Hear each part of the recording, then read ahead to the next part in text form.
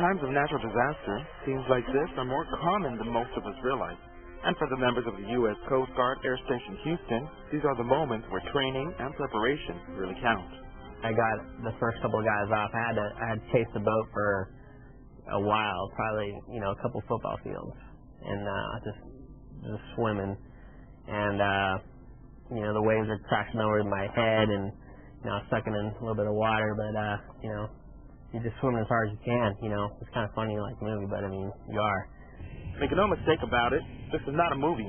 Stationed at Ellington Field, the Coast Guard's Houston Air Station responds to all types of emergencies, mainly in the northeastern part of Texas, most of them involving water, although sometimes they do travel across state lines.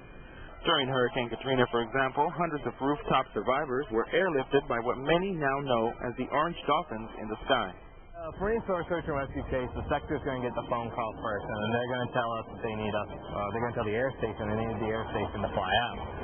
What will happen from that point on is the air station's crew they'll get dressed out in their flight gear, get their equipment ready. While they're doing that, the engineering crew, the station crew, will take one of these helicopters, they'll pull it out onto the airfield and get it prepped up, make sure the fuel is ready on it, and they'll have people on hand in case they need some sort of assistance. On board the Charlie model HH-865 Dolphin helicopter, 2 pilots, an engineer, and a rescue swimmer must make split-second decisions about how best to save as many lives as possible. It's not an easy job, and it requires a lot of heart. Anything that can happen to a person on land can happen to a person out in the water. Anytime there's an injury or somebody needs to be rescued, we're going to go out there and try and help them as best as we can.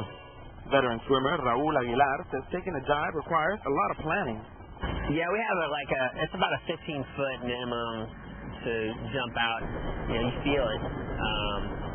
Sometimes you jump out a little higher, sometimes a little lower. The higher you jump, the more you feel it. Smoke and flames often complicate rescues by making visibility and communication an issue. Aside from search and rescue missions, the U.S. Coast Guard also takes part in law enforcement and marine safety excursions. Sometimes, though, it doesn't matter how fast the air station's crews move, there just isn't enough time. A case right offshore, right off Galveston here, they could be on scene in half an hour or so. A case 170 miles out to sea is going to be a couple of hours before they get there. Search and rescues are most common during the summer season, but for the members of the Coast Guard, it's a year-round mission, and they say their best plan of action is to expect the best and prepare for the worst. Reporting for Houston Airports Today, I'm Juan Alanis.